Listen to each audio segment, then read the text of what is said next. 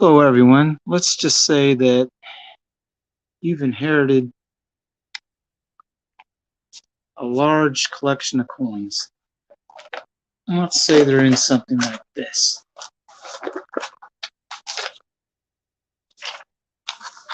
bowl of coins here with a bunch of random coins stuck in it. A lot of these are buffaloes. But let's say you got something else in here. So you got some loose mercury dimes like this. Well, or if it's not like this one,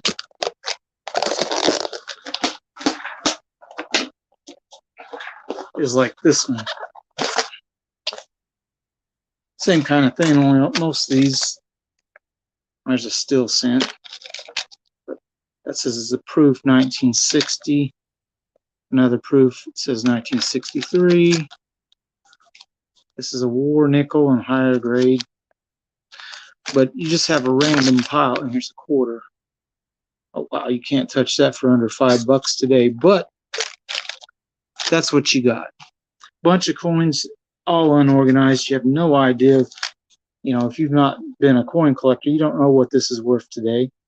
You'll see that and think, well, that's all it's worth. Well, the price of silver and value goes up and down all the time. It's a little higher than that now.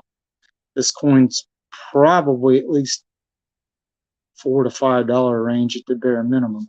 So what you do, if you got a lot of cards like this with coins in them, you sort them out by type and date. Let me get this out of the way. You get a box like this one. This is full of dimes, but it doesn't matter. You had dimes and quarters. This starts for Barber dime, 1897, 1907, 1914. But it's sorted by dates and type of coin. So if you had quarters, you'd put all your dimes all the way up, and then you'd put your quarters, half dollars, and if you say you had some Morgan dollars, put them. You sort them all by date, so that when you go to sell them to anybody, it'll be easier for them to look up the coins online, or if they have a coin book. Remember this a second. Like this. You can buy these at bookstores. It's if they have a large magazine selection area. Or you can buy a red book, but a red book's a little expensive. And if you don't know much about coins, you don't want to spend too much trying to figure out what they're really worth. So what will happen in these, go back to the back here, and we go to where we're at dimes. And here we go. It says dime. Now each one of these goes by the year and type of dime. Get over here and it's seated Liberty dimes. The next page will show you Barber dimes and Mercury dimes and into the Roosevelt dimes, which until 1964 were all silver. And I'll lay this down.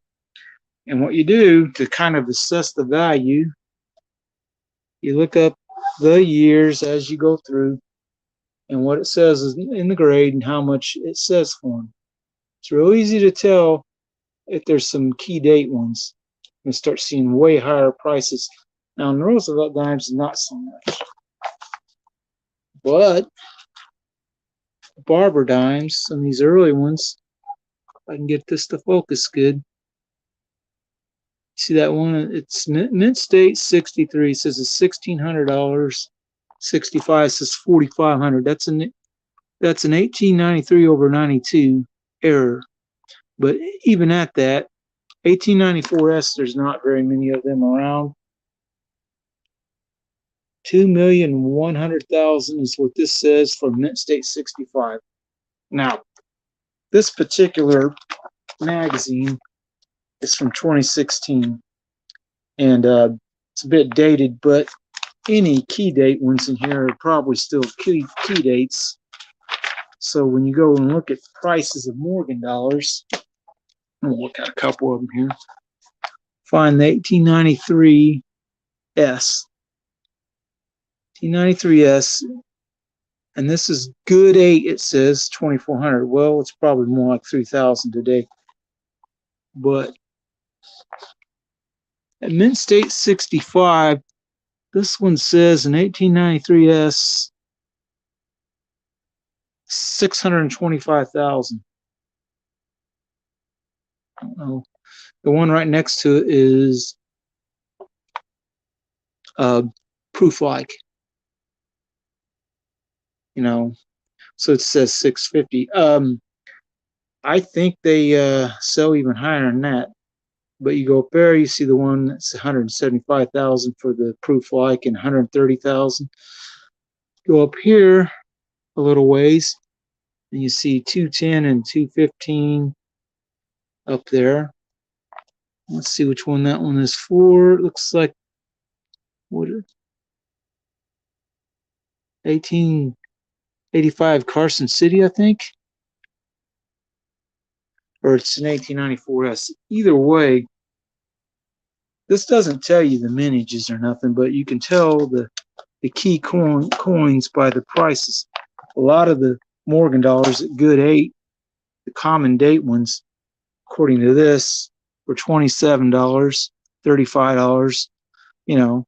So they're not, you know, it's pretty easy to tell which ones are common date by these price guides. It's how you use them. And the price guide's only a suggestion. You will make your deals, if you're buying them or selling them, how you make them. But, you know, that is how you assess a coin collection. You sort them, you get one of these boxes and sort them by date and type, like this box. And these are all dimes, but if you had quarters, you put them all in by their dates, and you know, oldest first, and because that's how the guides are set up. They go oldest to newer, or if you got a red book, that's how it's listed. Will help the coin dealer get, or whoever's buying it from you. It doesn't matter who you sell it to. I mean, some people say they don't want to sell it to a coin dealer because he won't give you as much. Well, he has to turn around and sell them. So it's perfectly understandable. If he pays you what the book says, he ain't going to be able to sell it for much more than what the book says. So he's can't quite give you what the book says.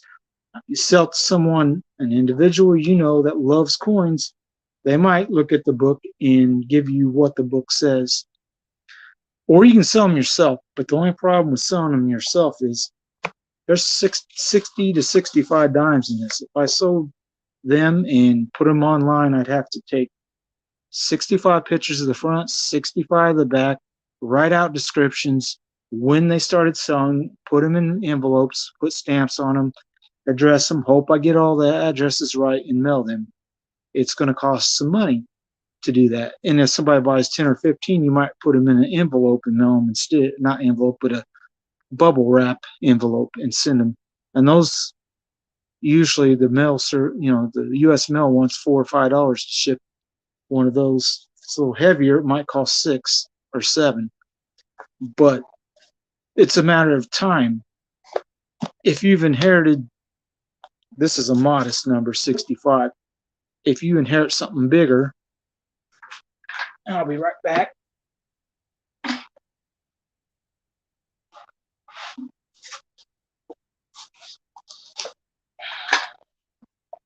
This is a 14-inch long, double wide coin box filled with dimes. Now there is about 260 dimes in this of various values and such. Again, they're listed by date all the way through here. A lot of Mercuries. This side, there's still some Mercuries getting towards the end of them into Roosevelt dimes and all the way back to 64. And then after 64, there's some of the modern proof ones like this 93S. It's 90% silver as well. But you want to sort these all by date when you go to sell your coins. So anybody that's looking for coins, if you're selling them yourself, say at a vendor thing or a coin show, and they say, well, I need an 1892. And you can look in your box and instantly find it. And that's an 1892. You say, well, this is the only one I have. I have an 1893 too if you want that. Try to sell them a second coin or something. The only thing about it is this whole box, I think the most expensive coin in it is one about like this. It says it's uncirculated. It's a 1944 and it's $6 when I bought it. Most of them are $3 or $4 tops. A lot of them are $2.25. A lot of these common date Mercuries that are somewhat worn are not real expensive coins. But, well, it's a 20D. If I said 20S, I meant 20D. The one right behind it is a 1920S. And it's very fine. Well, I guess there is one a little bit higher than $6.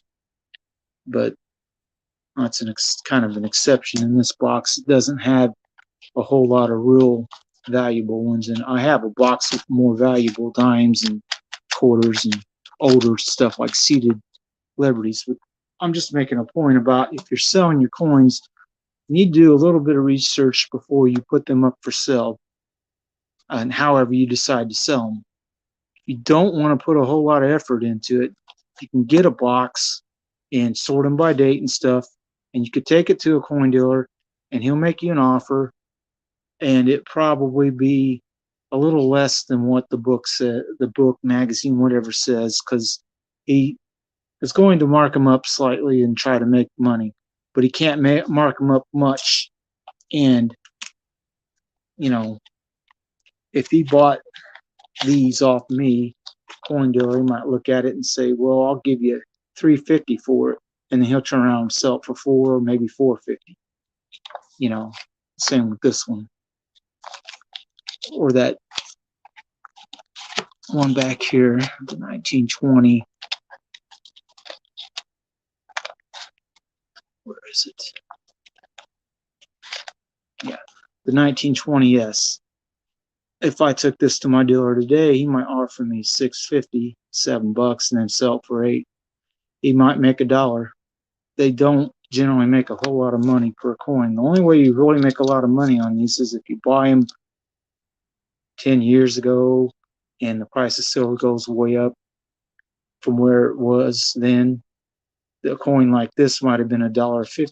I've got some in here that are only $1.10 on the card. So we'll put these back. I don't know if I can find one of the ones that says $1.10 on it very fast, but it's one of these. Well, here's an example. This one was bought a little while ago. It's a 1959D. It says $1.60. It'd probably be $2.25 today, but it could be less too. Let's see if I can find another one back here that's marked. There's a $1.50 one. But that gives you an idea of what to expect when you go to sell your coins. If you're selling them, if you sell them yourself, you'll get a better price than what a coin dealer will give you. But your work, and you have to decide if you want to do the work. And in the end, it might turn out that when you're done doing all the work, you've put several hours into it, and you made more money for your coins, but you spent a lot of time doing it. Time is money too. That's another consideration when you're selling coins. You want to know how much you can get.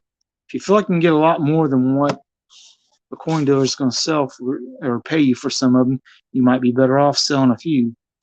But if you got a lot of them that are like these, it's going to take me a lot of time to sort through all these and determine date, prices and everything.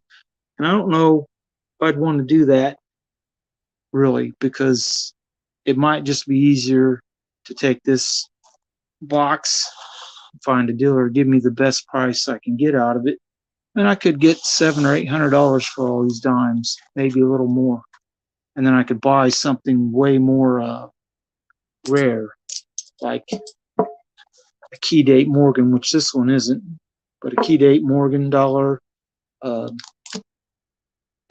buy one of these, buy several of these kind of coins,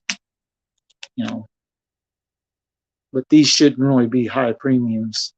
Not right now. The American Silver Eagle premium is crazy, but I'm going to go ahead and probably pull this video to an end, and but I hope I gave you some good pointers on how to sell your coins if you want to sell them, and who you sell them to. If you want to go with the coin dealer route, or you want to sell it to an individual, however you decide to do it, or if you want to put them all on eBay and sell them that way, just know that when you're selling them yourself, you're going to do a lot more work to sell them than if you sell them to a coin dealer. Now, like I said, the coin dealer will give you less than what you'll probably be able to sell them yourself, but you won't have to spend all the time figuring out what you got, how much you should list it for, taking all the pictures and all the other stuff, and then mailing all of them. Driving down to the post office 2 or 3 times with 20, 30 envelopes to mail. It'll get expensive. So you may make more money, but you may end up spending more than you made. And that's another consideration. Selling it directly to the coin dealer, you might actually make more money that you get to keep than what you do if you sell them all individual, because of having to mail them and all the time and effort to do it. But I don't want to keep repeating myself about that, but I think, hoping you got the message. I'm going to go ahead and end this live stream for now, and then, but the last thing I'm going to announce is tomorrow I'm probably going to join New Silver Stacker on his live stream for a while. He hasn't really told me how he's planning on doing. He's going to have guests for it, but he hasn't told me how many, and he hasn't told me how long he wants each person to be on for, or what yet.